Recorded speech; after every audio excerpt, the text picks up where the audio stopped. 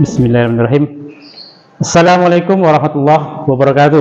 Waalaikumsalam warahmatullahi wabarakatuh. Selamat pagi. Ya. Gimana kabarnya? Sehat ya? Alhamdulillah. Tadi udah sarapan belum deh? Pantas suaranya lantang, jelas ya. Jadi anak SMK itu suaranya harus keras, lantang, jelas.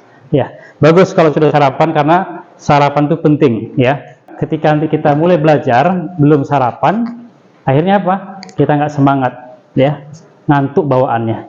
Untuk itu wajib ya anak bapak semua, setiap mau belajar dari rumah harus sarapan dulu. Paham ya? Baik,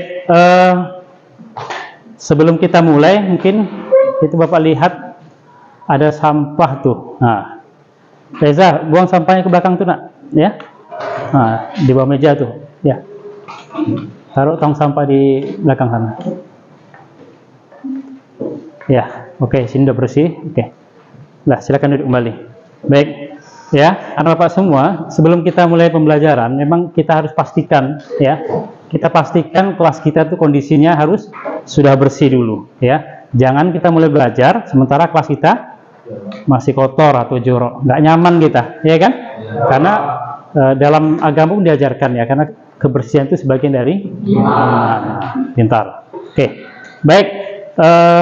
Supaya pembelajaran kita ini berjalan lancar, kita siapkan mental kita. Ya, untuk itu silakan ketua siapkan dan pimpin doa. Yuk, bro. Sebelum kita belajar, marilah kita berdoa menurut kepercayaannya masing-masing. Berdoa mulai. Selesai. Beri salam. Wassalamualaikum warahmatullahi wabarakatuh. Waalaikumsalam warahmatullahi wabarakatuh. Selamat pagi. Silakan. Yuk. Baik, anak bapak semua, perhatikan kalau dari wajah-wajahnya nih, ya. Kayaknya ada wajah-wajah agak muram nih, nggak semangat nampaknya. Atau lagi banyak masalah nih di rumah nih. Atau ada bergadang ya malam tadi, ya. Ini jadi untuk supaya kita lebih semangat ya, karena wajib sebelum kita belajar harus semangat dulu. Sarapan sudah, mental harus juga siap. Untuk itu biar semangat, Bapak minta kepada kita semua, boleh kita buat yel-yel dulu supaya kita lebih semangat untuk hari ini. Silakan beri lagi. Ya, kalau Bapak bilang SMK, jawabannya SMK Yatim. Luar biasa. Oke. Yes. Siap. SMK. Ya. SMK Yatim. Luar biasa. Yes. Tepuk tangan untuk kita semua.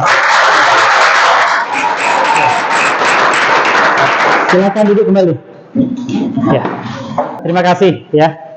Yel-yel itu perlu supaya memacu semangat kita untuk belajar. Pernah lihat tentara itu tetap menggunakan yel dia. Ya sering lihat dia di YouTube ya kan. Nah, begitulah untuk mancing semangat kita seperti itu.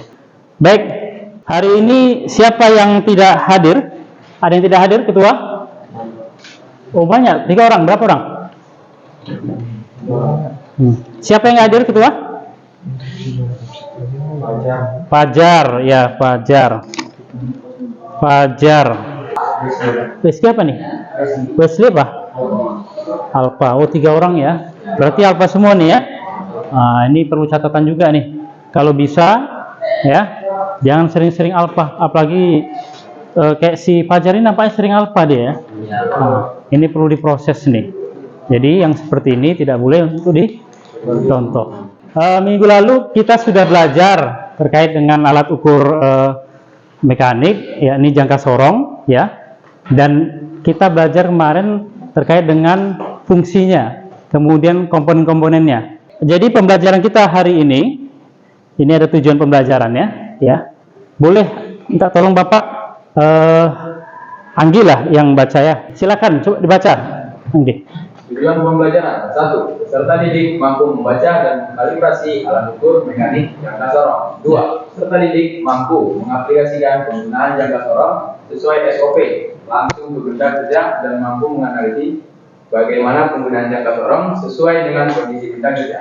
3. Melalui langkah pembelajaran model problem based learning dengan pendekatan Dengan pendekatan STEAM, STEAM, peserta ya. didik dapat menganalisis gangguan atau kerusakan pada jangka sorong. 4. Siswa mampu menganalisis hasil pengukuran jangka sorong yang salah dikarenakan penggunaan jangka sorong yang belum tepat. Baik, ya. Inilah dia tujuan pembelajaran kita hari ini. Ya. Jadi ada 4 dan tujuan pembelajaran ini harus tercapai selama proses pembelajaran ini berlangsung dan tuntas nanti. Untuk itu kita sepakat ya, 4 item tujuan pembelajaran ini harus kita capai. Sepakat ya? Baik. Jadi pembelajaran itu nak, ketika sampai di sekolah, kalian ketahui, kalian pahami, dan sampai rumah juga harus ingat-ingat. Jangan kebanyakan nonton, main game, ya. Pelajaran kita juga harus diingat. Kenapa? Pelajaran jangka sorong atau alat ukur ini, ya, itu sangat penting. Pak, itu alat ukur kayaknya pelajarannya sepele nampaknya. Cuma sebatas, apa namanya? Sebatas ukur segala macam. Jangan salah, ya. Di dalam pelajaran jangka sorong ini sangat penting. Karena alat ukur itu sangat penting. Dimanapun, di dunia teknik. Mau kita di otomotif, teknik bangunan, teknik sipil, ya. Itu pasti ada pengukuran. Jangankan ini, tukang saja. Ketika dia mau mengerjakan sesuatu, pasti ngukur dulu. Karena setiap apa yang kerjaan tidak diukur, tentu hasilnya tidak maksimal. Bapak ingin tanya kepada kalian semua, mekanik menggunakan jangka sorong untuk pengukuran apa saja dalam bengkel atau workshop? Stephen?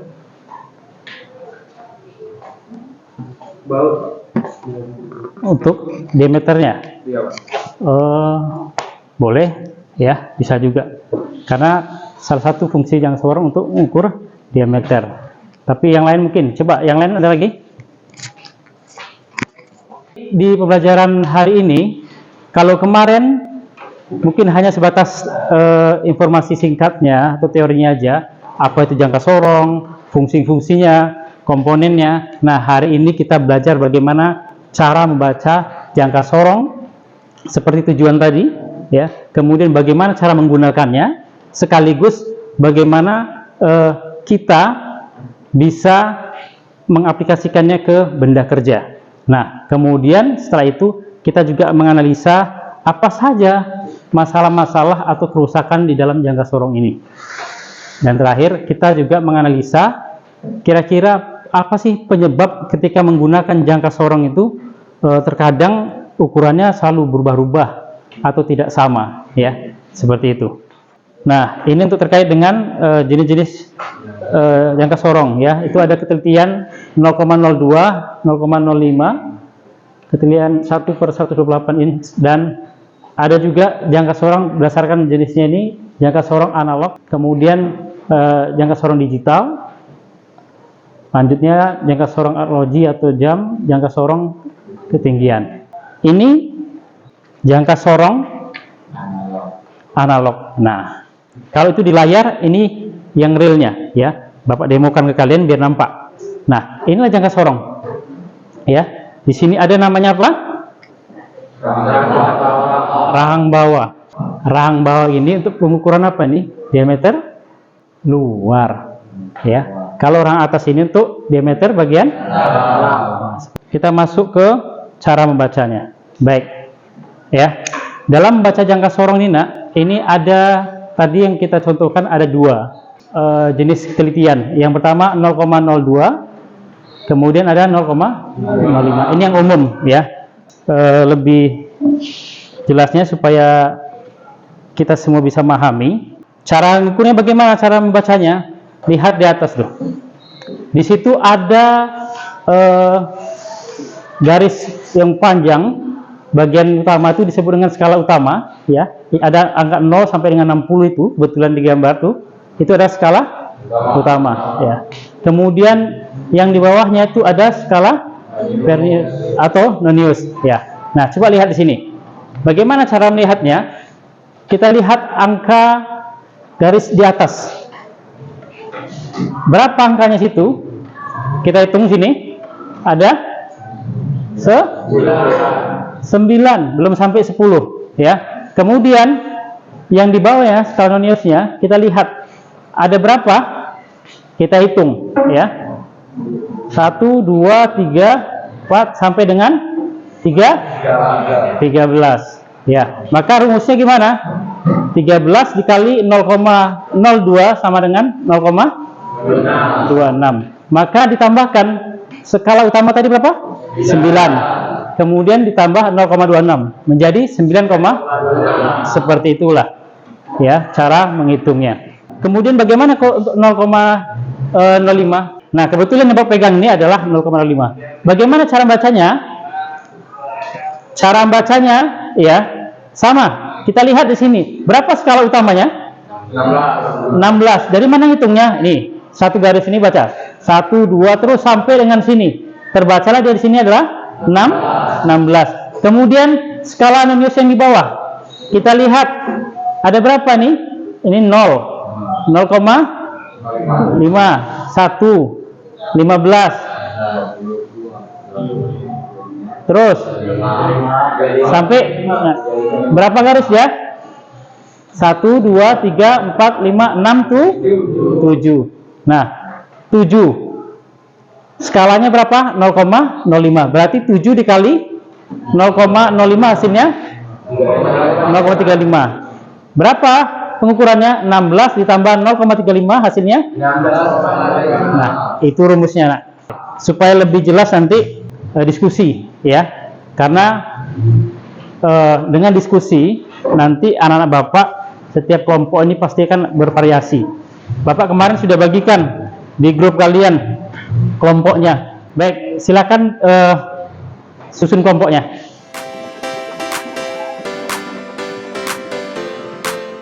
Baik, Bapak akan bagikan LKPD ya. Silakan nanti dikerjakan, didiskusikan dengan teman-temannya.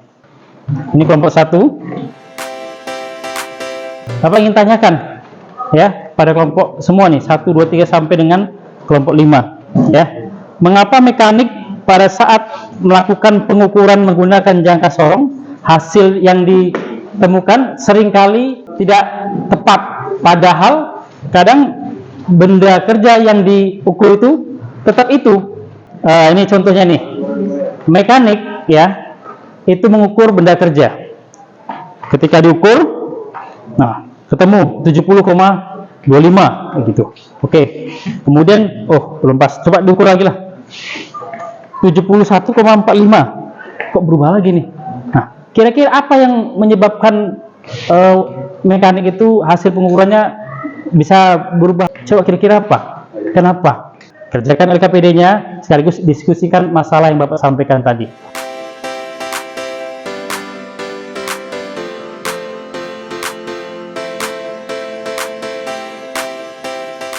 Sudah siap? Wah, mantap. Ini kelompok berapa nih? Kelompok 4 ya, ya. Coba Bapak cek. Oh, nggak apa-apa. Kelompok 4 sudah selesai ya? Iya, iya. Baik, baik. Ini 13,64 ya. 13. Nanti di aplikasinya kita menggunakan jangka sorong yang 0,05. Biasanya kalau 0,05 itu dia angkanya itu tentu bilangannya itu kali dari 0,5. Contoh ya kan, kayak 11,55, 11,60, 11,65 ya. Jadi mungkin angka genap 0,02 itu nggak terbaca. Tapi kalau nanti kita ini pakai yang jangka sorong 0,2, nah bisa ketemu ini.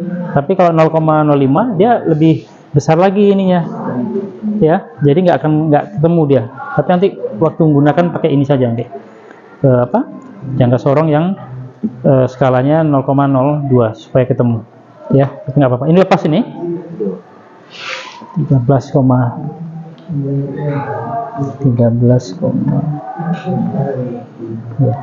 nya dari mana? Dari hitungan satu ini kan ada 3 Pak. Depannya ada 13 ya Pak. Iya, iya. Baik. Ini skala apa namanya tadi? Skala yang panjang ini skala U. skala utama ya. Jadi jangan cuma bisa bacanya aja sekian Pak, harus tahu juga nih ini skala utama, ini skala noniusnya ya. Dia harus tahu. Oke, baik ya, semua udah bisa nih ya. Baik. Semua kelompok sudah siap LKPD-nya. Kita akan coba presentasi ke depan hasil dari diskusi kalian bersama kelompoknya masing-masing. Nah, kelompok 3, siapa yang mau maju? Yang mau mewakili? Oke, ya Anggi boleh ke depan. Silakan Anggi. Oke. Saya ketua dari kelompok 3 ingin mempresentasikan hasil diskusi kami. Pada soal nomor 3, skala utamanya berada di angka 11 dan noniusnya adalah 3/18. Kurang lebih angka 18 tersebut dikali 0,02 mm menghasilkan 0,36 mm ditambah oleh angka skala utama menjadi 11,36. Hasilnya berapa? 11,36. 11,36. Oke. Ya, selanjutnya. Pada soal nomor 6, jelaskan langkah-langkah penggunaan jangka sorong sesuai SOP. Kami menjawab 1. Persiapan jangka sorong. Persiapan jangka sorong dalam keadaan baik, bersihkan permukaannya. 2. Tentukan pengukuran yang akan dilakukan. Setel skala, buka rahang jangka sorong, tempatkan jangka sorong pada objek, lalu tutup.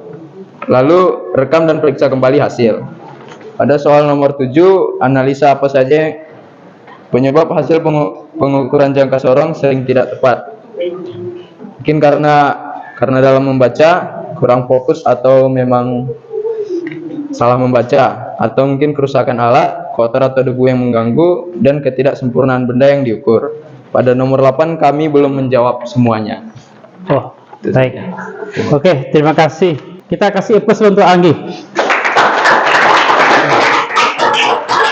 Kelompok selanjutnya dari kelompok 2. Kelompok 2, ya, Steve, boleh maju. Ya, Steve. Ya, kita dengarkan kawannya dulu. Skala utamanya 9, skala noniusnya 60, Pak. Jadi, hasilnya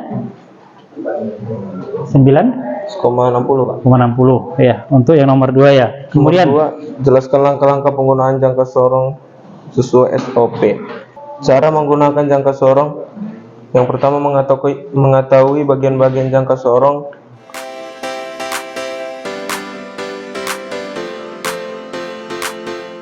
baik, terima kasih Steve ya. Tepuk tangan Steve ya. Oke, kelompok terakhir. Ya. Kelompok 5. Ya, mana kelompok 5? Ya, silakan Aldi. Selamat pagi. Saya Ayo Aldi perhatikan kawan-kawannya. dari kelompok 5 akan mempresentasikan hasil diskusi kami. Pada soal nomor 5, skala utamanya terletak di angka 15. 1. Kesalahan kalibrasi. 2. Kesalahan titik nol. 3. Kelelahan komponen alat ukur. Ya, kita kasih plus untuk Mario, kelompok 4. Baik, Bapak akan bagi ini, ya. Masing-masing kelompok boleh bagikan. Baik, kita upayakan harus tahu dulu apakah jangka sorong ini berfungsi dengan baik, ya. Pastikan begini, ya, untuk poin nomor 1, kalibrasi. Nah, perhatikan rahang bawah ini, ya, itu kita tempelkan antara yang geser dengan yang tetap. Pastikan dia itu berada pada titik 0, itu sejajar. Nah, kalau dia tidak sejajar, dikarenakan mungkin ada kotoran menempel atau apa, itu dibersihkan dulu. Ya, pastikan itu dulu. Kemudian skrupnya berfungsi, ya. Kemudian ketika menggeser ini posisinya lembut, ya, halus, berarti ini berfungsi dengan baik, ya. Kemudian geserlah rahang, ya. Cara mengukurnya apa? Setelah dikendorkan skrup ini, rahang itu digeser. Sesuaikan bendanya. Nah, Bapak contohkan di sini, ya. Ini ada benda, ada bearing. Bearing ini kita ambil, kita geser rahang bagian bawah ini, ya. kemudian kita jepit. Setelah terjepit begini, maka skrupnya kita kunci, ya. Kita kunci skrupnya. Setelah terkunci, baru bisa kita baca.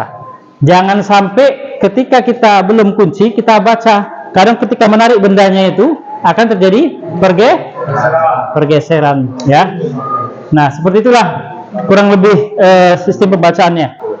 Silakan dikumpulkan jangka sorongnya.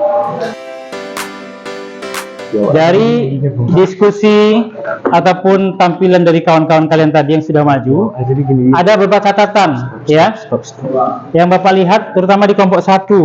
Bapak perhatikan tadi yang tampil tadi mewakili kelompok 1, ada bagian pengukurannya. Disampaikan tadi skala utamanya itu 7, kemudian non-newsnya itu 20. Nah, tapi hasilnya 7,50. Ini mungkin ada perlu diperbaiki, ya. Jadi mungkin salah sedikit membacanya. Baik, dan selebihnya Bapak lihat tadi sudah pas sesuai dengan soal, jawabannya sudah cocok, ya. Nah, kemudian untuk menyikapi masalah yang terjadi, nah perhatikan. Tadi Bapak tanya apa tadi? Masalah yang biasanya terjadi, ya. Kira-kira apa sih penyebab mekanik itu ketika kadang mengukur benda kerja dia menggunakan jangka sorong? Nih, Bapak contohkan. Sedang mengukur gini, tiba-tiba wah, dapat ya. Dibaca sini 35 pas. Tapi dia agak ragu dikit. Nah, coba ukur lagi.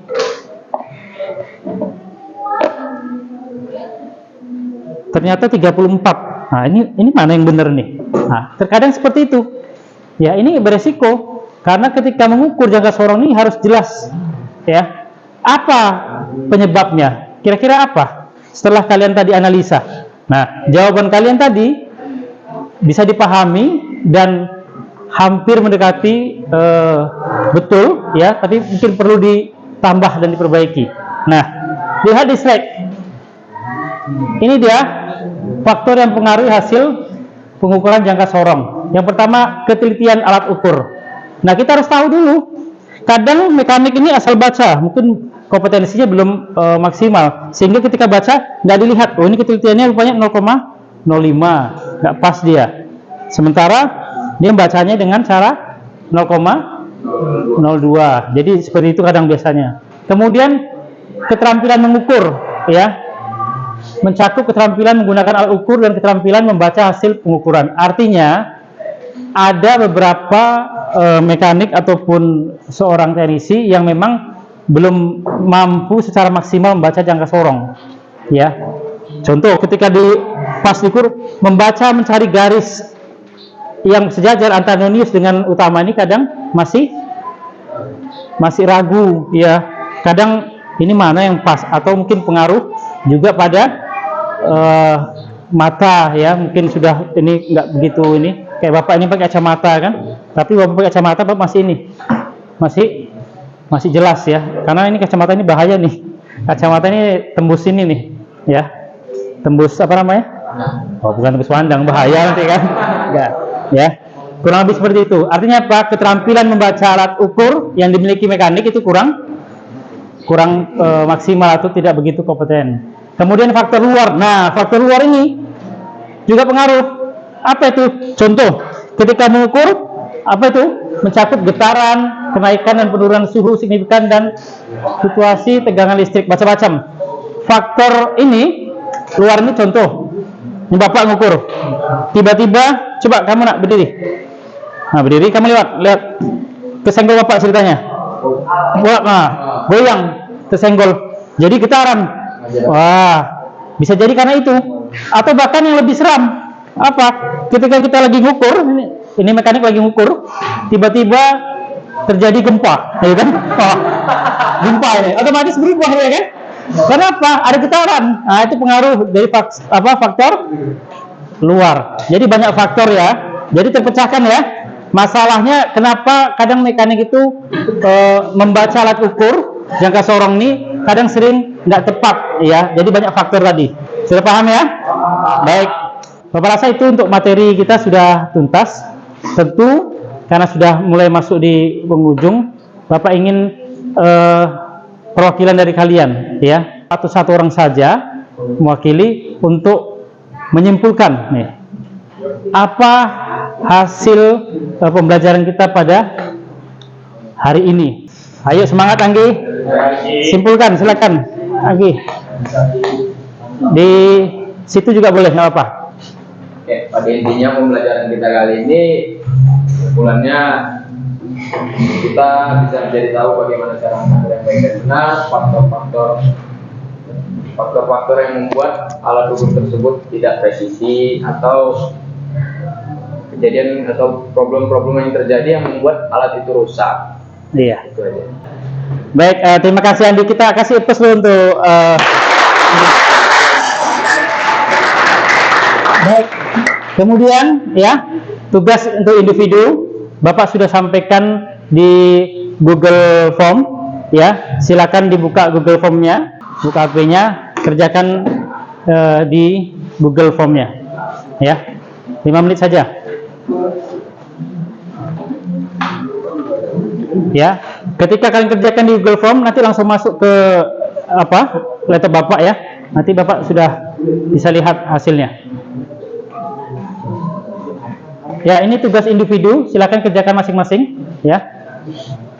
Nanti kerjakan, kemudian minggu depan kita akan masuk pembelajaran materi masih dengan tema alat ukur mekanik, tapi kita sudah masuk ke bukan multi, ya. Apa tadi?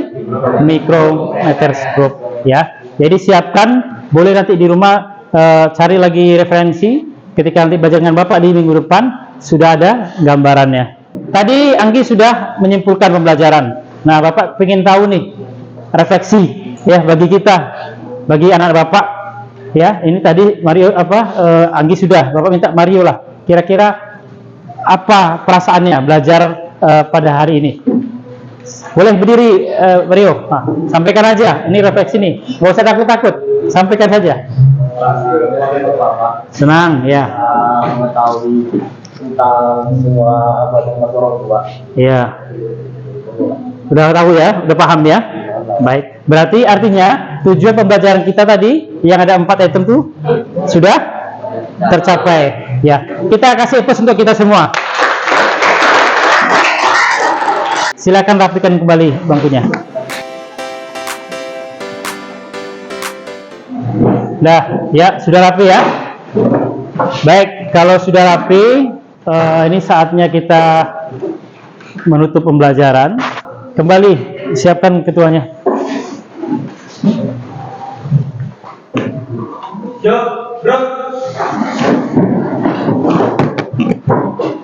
Sebelum kita pulang, marilah kita berdoa menurut kepercayaannya masing-masing. Berdoa mulai.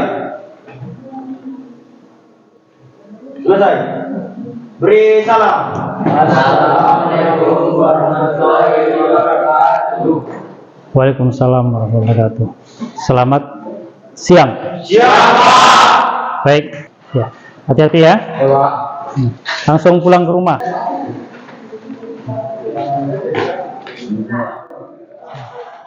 Ya, silakan. Semangat ya.